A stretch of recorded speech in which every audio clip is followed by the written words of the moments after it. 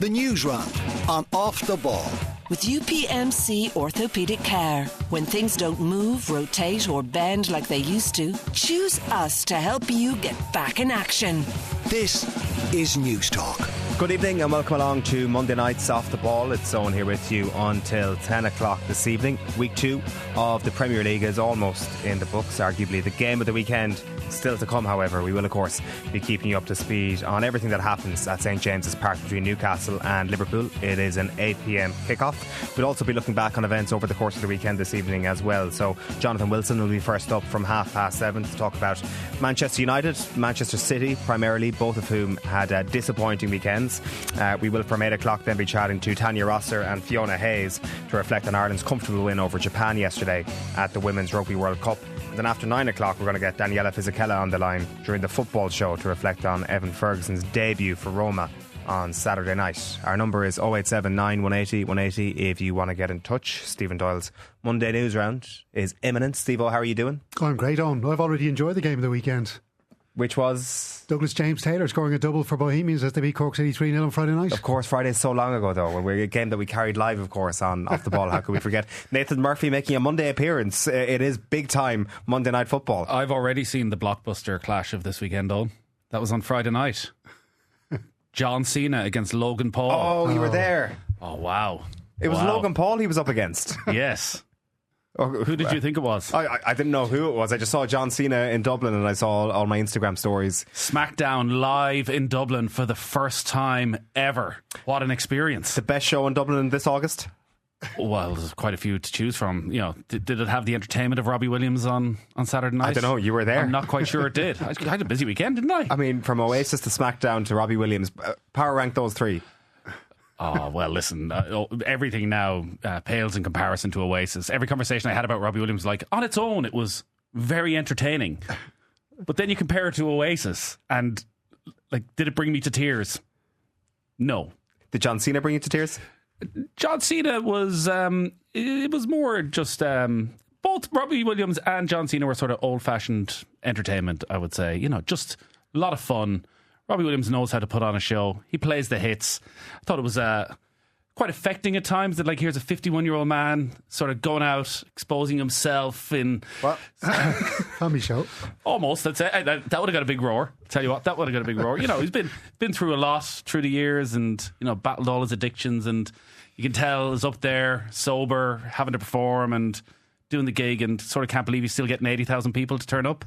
Sounds like a real wrestler, actually. It was again, much like Oasis. You go to these things and everyone's just very nice these days. I don't know what it is. That there's no aggro, there's no tension. Everyone's just like arm around the shoulders. Good to see you. See, Nathan walked into Croke Park on Saturday, chest out. He had been on Off the Ball. He had been on Lunchtime Live on News Talk talking about being in a Robbie Williams music video. He's like, I am the most famous Mayo man associated with Robbie Williams. And then Garen Noon comes on stage and steals your thunder. Country roads. God damn it. God damn you, Garen Noon. Yeah, that went down very well.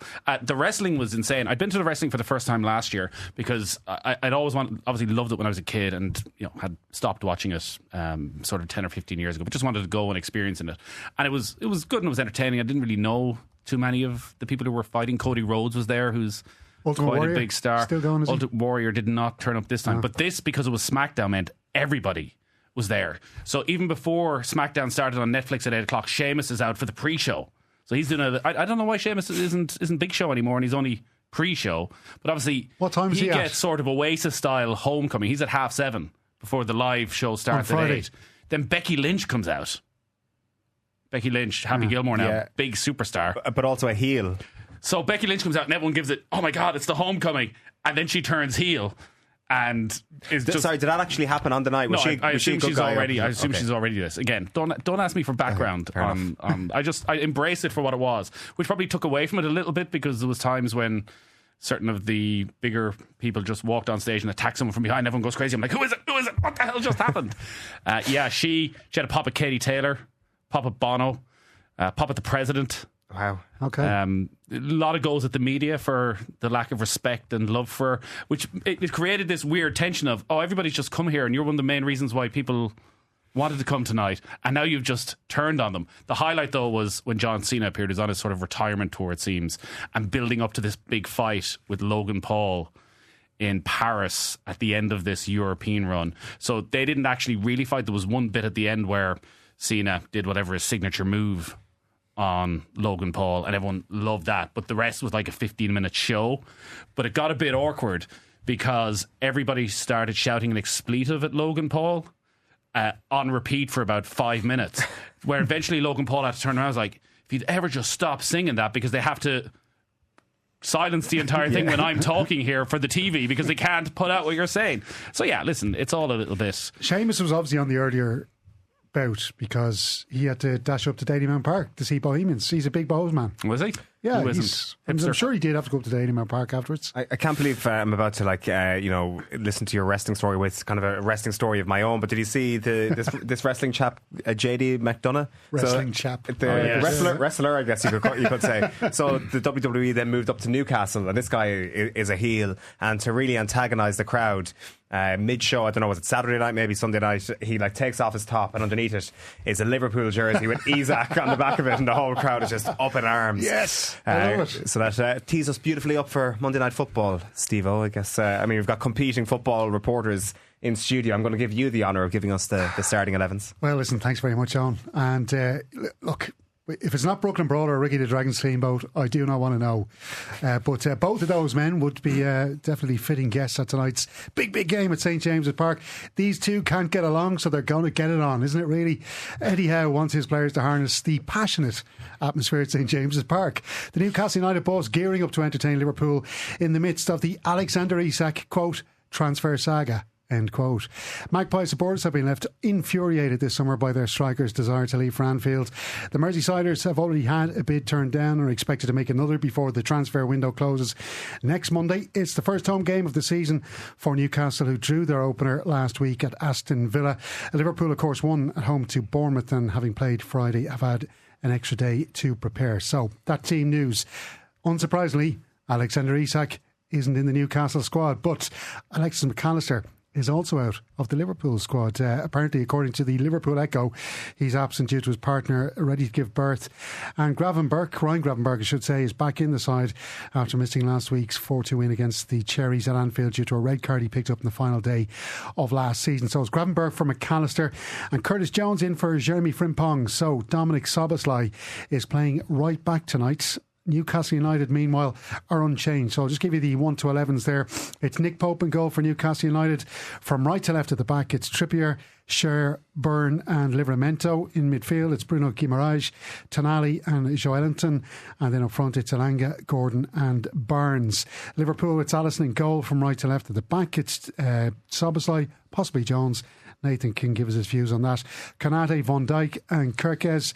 And then it's Gravenberch in midfield, Sal on the right wing, Gakpo left wing, and Wirtz in behind Ekitike. Jones has played right back before. Why do people think it's going to be Szoboszlai? Well, all the local Liverpool journalists are reporting this, so they've obviously got the heads up that it looks as though it's going to be Szoboszlai, all Hungarian full-back lineup for Liverpool. Maybe they're looking at Jones and thinking, up against the pace of that Newcastle team, we don't really want you getting forward. We just want strong, physical player who can hold the line, keep it simple. They do have Gomez and Bradley on the bench, but have decided not to risk them. But McAllister is an enormous loss in a match like this that you feel is going to be absolute 100 miles an hour frantic. You hope it is. God, there hasn't been a game built up like this. We sort of want, the way the Arsenal Manchester United Highbury highlights are sort of relentlessly shown on Sky Sports at 10 o'clock at night, and you're like, God almighty, how was this 20 years ago, and why didn't I fully appreciate the kicking they used to give each other relentlessly for 90 minutes? The first tackle that goes in here is going to set the tone of, is this going to be one of the great Premier League nights, or is it going to fall a little bit flat and one of the teams just plays well? But McAllister, for me, McAllister might be the best midfielder in the league right now, and for him to be missing, and again for Liverpool not to have their first choice midfield, is an enormous loss. But yeah, a Monday night, I often feel, I don't know if you feel this, that there's certain games where you can get very unlucky with the fixture list, and having to play Newcastle at night or Crystal Palace at Selhurst Park at night, I've nothing statistically to back this up, feels far more difficult than it would if it was, say, 12:30 on a Saturday. Definitely. 5:30 on a Saturday at St James's Park feels like the most difficult fixture in world football, even though it definitely statistically is not. But it just feels noisier, and everything that happens in the ground just gets a bigger roar. Pound for pound, is Newcastle versus Liverpool one of the best Premier League fixtures out there. I mean, like last year we had the 3-3 draw, 4-2 a few weeks after that. I mean, what do you mean go back to 1996? Best? Oh, in terms of historically, yeah, like historically, like two like cross generations, two clubs going head to head. Feels like Newcastle, Liverpool always throws up a cracker. That and United, Arsenal.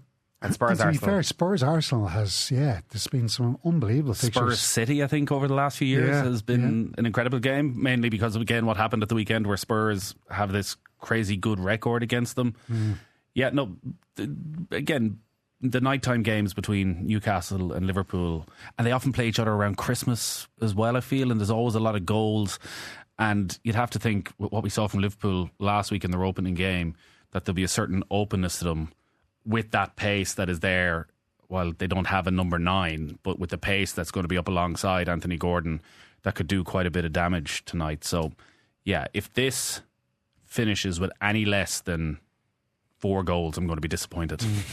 Fair enough. Bolton Wigan used to be a cracker as well back in the day. Which one, sorry? Bolton Wigan used to be a cracker back in the day. How could I forget? What happened in Bolton Wigan?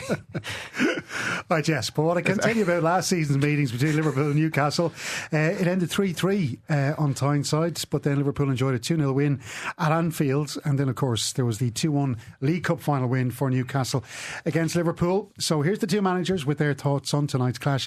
Liverpool's Arne Slot, and first up, Magpies boss Eddie Howe. He's contracted to us, he's our player. My wish is that he would be playing on Monday night with us, but he won't be, and that's regrettable at this moment. I don't think they're a club of troubles. They had a very good start of the season against Villa. Good game for them. I think they were able to get more out of the game than the 1 point they got.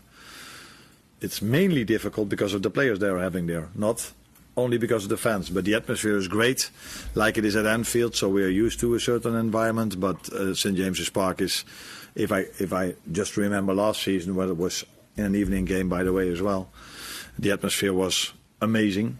And it will be the same. But why is the atmosphere amazing? Because the players can perform. They can add to the atmosphere by being as intense as they were, bringing the quality as they brought in that game. So that's going to be the challenge. First home game, I think, is always going to be electric, under lights, evening game. Those games are always really special for us. I love experiencing those days, those nights with the energy that the crowd bring us. I've got no doubt this will be a really passionate display from the home support. We need to harness that, use it, but not be reckless with it.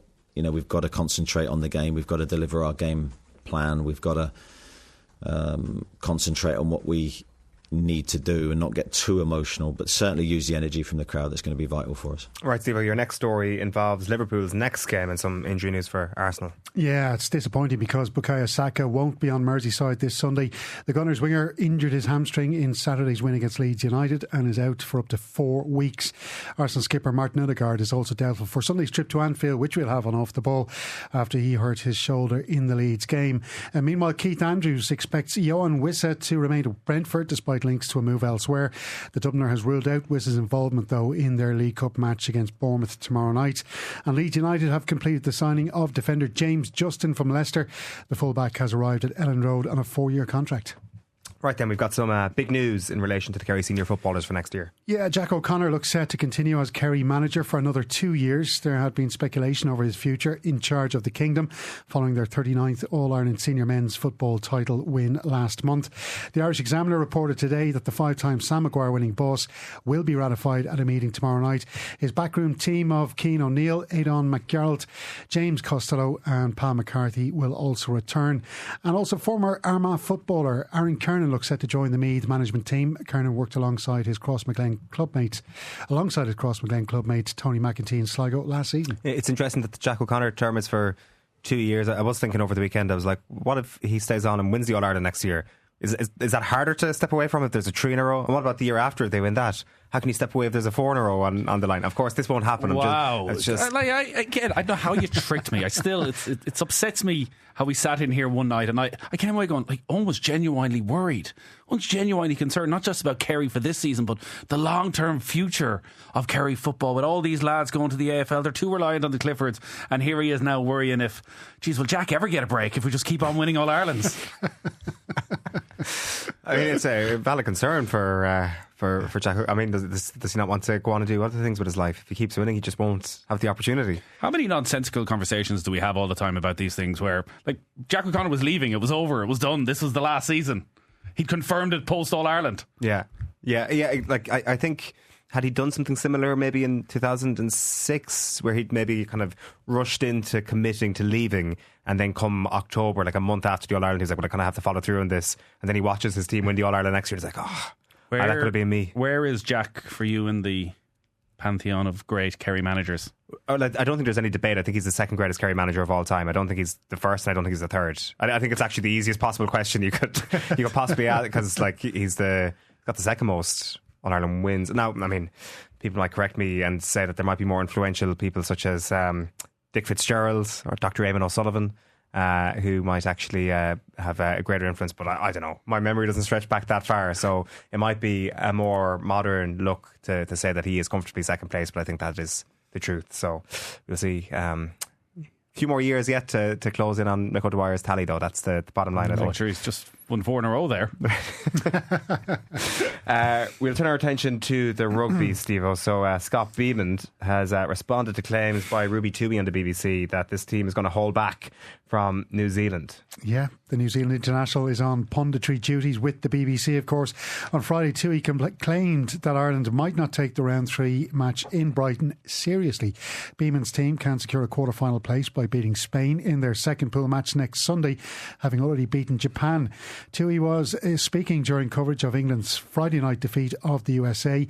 She went on to claim that that this came from a call on BBC 5 Live from the Irish camp, and went to say, I don't buy it. I think it's a double bluff.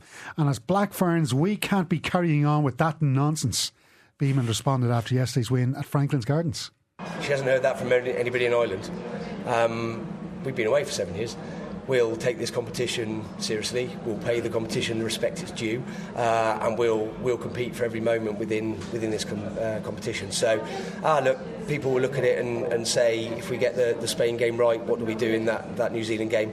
No. We want to take people along with us. We want to show the world that we continue to evolve as a programme, and we need to do that by taking each game incredibly seriously and paying it the respect it's due. So, look, we're here to perform. We're here to enjoy. And we want to take people along with us, and we believe the best way to do that is to take each game with the merit that it deserves. People are talking about the game. I think it evokes emotion, evokes strong opinion. We'll continue to just focus on us. We'll get the bits that we need to get right, and we'll try and be a little bit better next week, and everything else can take care of itself. Ireland not taking the New Zealand game seriously is one of the most ridiculous things I've ever heard. It makes sense on so many levels for Ireland to go and treat this New Zealand game like the be-all and end-all. In women's rugby right now, it feels that there is one team that Ireland certainly would struggle to beat, even on their best day, and that is England. If Ireland top their pool, there is a very good chance that they will be on the opposite side of the draw to England. England will top their pool, and if Ireland top their pool, they can't meet until the final. Of course, it gives you an easier quarter-final as well in terms of going up against a team who finished second in their pool, so the notion makes no sense whatsoever. But even Ruby Toohey on air on BBC was like, I don't think there's any truth to this rumour that I've heard, or I don't think that's going to be the case. But also, regardless of whether they beat New Zealand or not, Scott Beamond just said, this team are coming from a place where they're trying to gain as much experience as quickly as they possibly can. So while there's a risk going full strength against New Zealand that you pick up some injuries and a week later you're in a quarter final against probably France, maybe South Africa, but probably France, you're battle hardened for that. You've now played, because they're going to beat Spain well at the weekend in all likelihood. So, going from Spain to playing a World Cup quarter final against France would be insane. So go test yourself, see what your level is. You hope you don't take injuries. Hope you don't take a heavy beating and it knocks your confidence. But actually, I think the more you're going to learn so much more from playing your full strength team there against a quality opposition than you ever would from just having everybody fresh 2 weeks later. Yeah. The other thing as well is that, like, I watched the Ireland game yesterday, and Ireland are good enough to be, not taking a game seriously against New Zealand. Like, there was major issues yesterday with that team, despite beating Japan very easily. But like, I think Fiona Cochran was saying in the co-commentary, like they were leaving an awful lot of space in the wide channels. It was really, really difficult for Japan to take advantage of that. A better team will, and they cannot afford to be going into a game against a team like New Zealand and being half-arsed about it. They just aren't good enough, and there's a lot of stuff Beeman has to sort out with his team. The throw-ins for the line-outs, I think there's a couple of question marks over some of his team selections as well yesterday. So yeah, you can't be coming to the World Cup and not taking a game against a team like New Zealand seriously, even if you're into the quarterfinals. Is this, are we the only country in the world that has this conversation in every tournament we ever play of maybe we should just rest everybody? We just give them, like the last Rugby World Cup, and maybe we were right and Andy Farrell was wrong when Andy Farrell just kept picking the same thing. Yes, like, just give them a break. These lads need a break. Maybe that's what Ruby Tui's basis for this conversation was. She was like, the Irish are surely saying this because they say it at every other tournament, so these conversations are bound to be happening right now. But no, apparently not true whatsoever. We'll turn our attention to the golf. We might come back to this as the show develops in the 8 to 9 hour as well. A massive sigh of relief for Tommy Fleetwood finally getting his PGA Tour win last night. You've got some bad news though in relation to Ryder Cup selection for one Irish golfer, Steve-O. Yeah, indeed. Tommy Fleetwood rose from 9th to 6th in the official world golf rankings. The Englishman claiming his PGA Tour title by winning the Tour Championship last night, his first ever. Shane Lowry is down to 23rd. He was only up in the top 10 not so long ago, while Rory McIlroy is still second place behind the world number one, Scotty Scheffler. Now, Lowry has been left hoping for a captain's pick after the weekend action. He slipped out of the automatic qualifying places for the Ryder Cup. He was competing obviously at the Tour Championship, which offers no points for Ryder Cup team selection, something he said at the weekend he only found out last Monday. Rasmus Højgaard leapfrogged the Offaly man after claiming a share for 13th place at the Belfry at the Masters. The Dane knew he needed to secure at least a two-way tie for 29th or better to overtake Lowry in 6th place. Once his tee shot on 16 yesterday clears the water, you're like, okay, this is done and dusted now. Even Tommy Fleetwood can't screw this up. How difficult a hole was that? Over 200 yards, having to hit a 5-iron. Thank God he didn't have just a one-shot lead at that stage for Tommy Fleetwood, not for, maybe the drama that might have developed.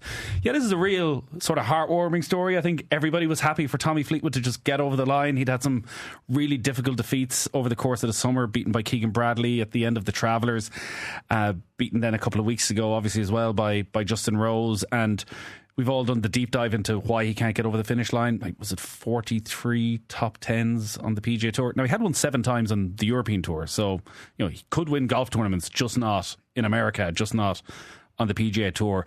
And he's such a gracious loser that was starting to be held against him, because you compare him to Bob McIntyre last week, who was, I'm just bloody angry at myself, and he's raging that he had let it go, whereas Fleetwood is so thoughtful and softly spoken. You're like, well, he's not a killer.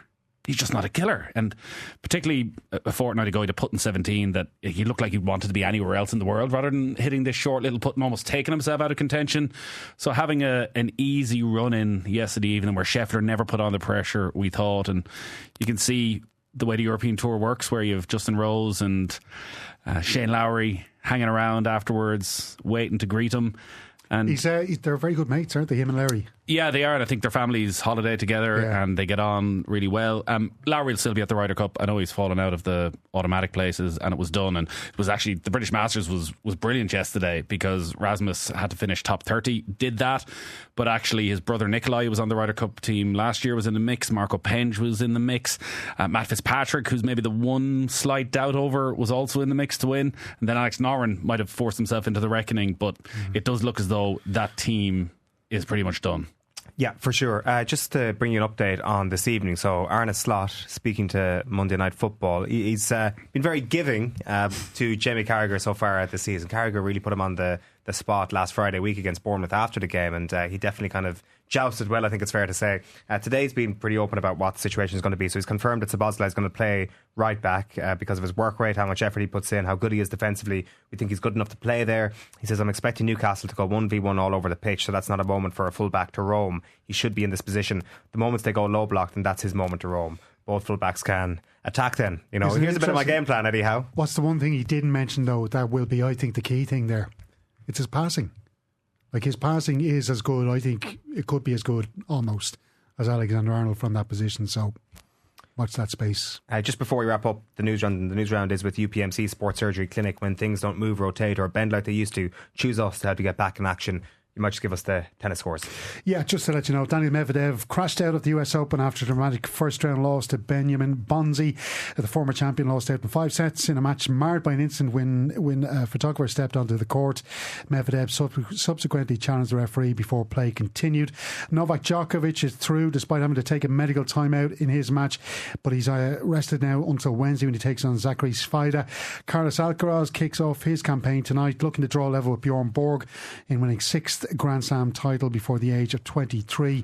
And then Ugo Humbert lost his opening 2 sets to Adam Walton. Sebastian Baez also 2 sets down to Lloyd Harris. 2-time Wimbledon champion Petra Kvitova played the final match of her career after losing against Diane Parry in the first round of the US Open. She has already said she would retire following the Flushing Meadows Grand Slam. Steve-O, thank you for that. That is Monday night's news round. Nathan will be back with us throughout the night as he'll be watching Newcastle versus Liverpool in Monday Night Football.